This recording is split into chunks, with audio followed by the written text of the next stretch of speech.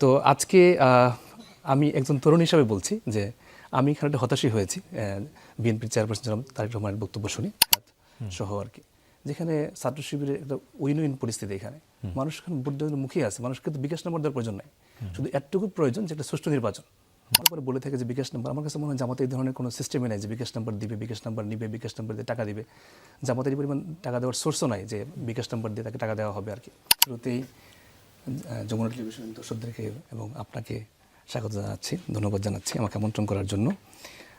এই নির্বাচনটা অনেক বেশি গুরুত্বপূর্ণ, কারণ এই নির্বাচনটা হচ্ছে প্রায় 1400 শহীদের ত্যাগের বিনিময়ে এবং হলো আপনার প্রায় 30,000 যারা আহত হয়েছে এবং এখনও অনেকে হাসপাতালে কাতরাচ্ছে।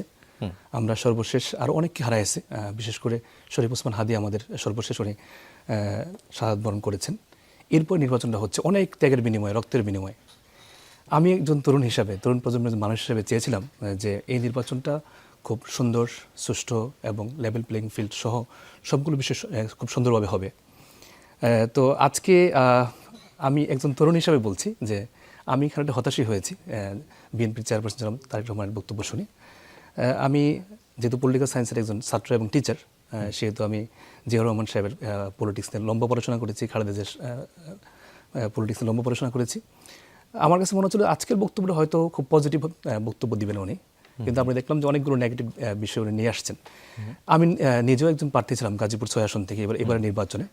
আপনি জানেন গাজীপুর 6টা হয়েছিল, পরে বাগেরহাটে এটা চেঞ্জ হওয়ার কারণে আমাদের 6 আসনটা বাদ হয়ে যায় আর কি। তো আমি দেখছি জোটের কারণে না, জোটের কারণে না, এটা হলো আপনার একটা আসন বেড়েছিল এইবার নির্বাচনে। গাজীপুরের জনসংখ্যা বেশি, আপনি জানেন প্রায় 6 মিলিয়ন মানুষ গাজীপুরে আর কি, সেই জন্য বেড়েছিল। পরে কোর্টের মাধ্যমে এটা বাগেরহাটে চলে যায় আর কি, বাগেরহাটে আসনটা কন্টিনিউ করে আর কি। তো আমি দেখেছি যে তরুণ প্রজন্ম এবং জেনজি ইন পার্টিকুলার তারা কিন্তু নেগেটিভ বক্তব্য পছন্দ করে না। কোনটি আপনার কাছে নেগেটিভ মনে হলো? অনেকগুলো বিষয় নিয়ে কথা বলেছেন আপনি, এই যে অনেকগুলো বিষয় নিয়ে কথা বলেছেন, জান্নাত জাহান্নাম অনেকগুলো বিষয় নিয়ে আসছেন। আমি ওনার কাছে আরও পজিটিভ এবং একটা ঐক্যবদ্ধ বাংলাদেশ বা একটা মানে ঐক্যের আমরা চাচ্ছিলাম আর কি, যে এই ধরনের একজন তরুণ প্রজন্ম হিসেবে বলছি আমি এই কথাটা। কারণ আমার কাছে মনে হয় যে ফেসিবাদ চলে যাওয়ার পরে সাধারণ মানুষের সেন্টিমেন্ট হচ্ছে যে বাকি যে দলগুলো আছে তারা যেন ইউনাইটেড থাকে, এবং তার জনাব তারেক রহমান নিজেও বলেছেন যে আমরা একটা সবাইকে নিয়ে আমরা পথ চলবো আর কি। সেই জায়গা থেকে আমি এই জায়গা থেকে হতাশ হয়েছি আর কি।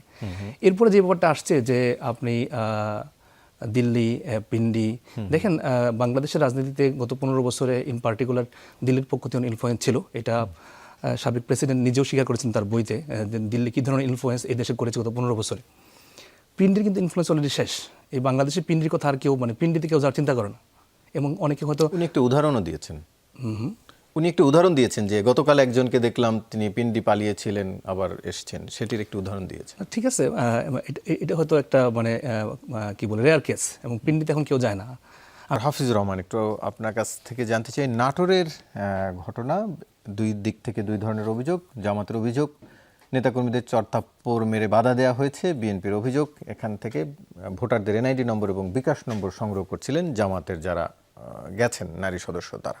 একটু আপনার মন্তব্য জানতে চাই। মিরপুরেও একই ধরনের অভিযোগ ছিল এবং সেটি নিয়ে এক ধরনের হাতাহাতি হয়েছে, মারামারি হয়েছে।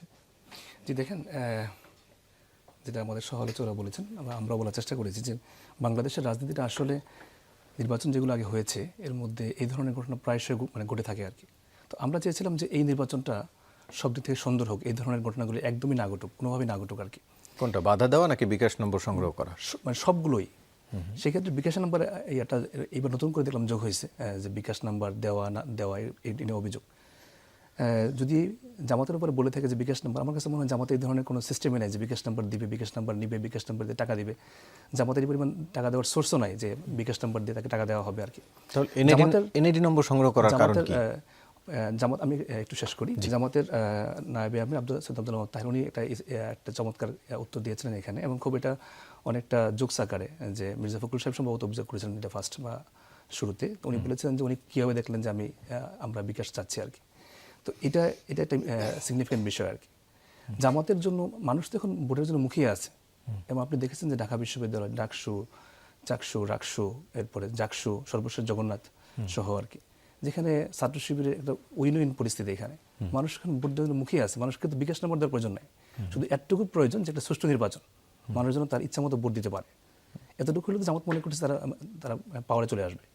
তাহলে এনআইডি নম্বর সংগ্রহ করার দরকার কি আমার আসলে, কাছে মনে হয় এটা হয়তো এই জন্য হয়তো ভোটার স্লিপ দেওয়ার ব্যাপারটা হয়তো আসতে পারে।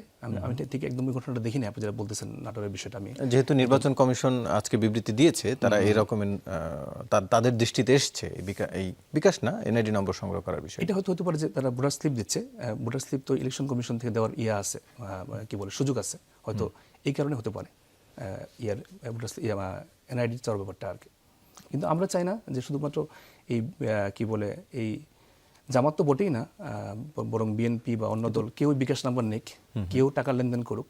টাকার লেনদেন বা এখানে যে অবৈধ পন্থা আছে এই পন্থা কেউ অবলম্বন করে আমরা চাই না। আমরা চাই সুন্দর নির্বাচন, সুষ্ঠু নির্বাচন, যেখানে স্বাচ্ছন্দ্য মানে যার যেখানে ভোট দেওয়ার ইচ্ছা সে সেখানে ভোট দিতে পারে।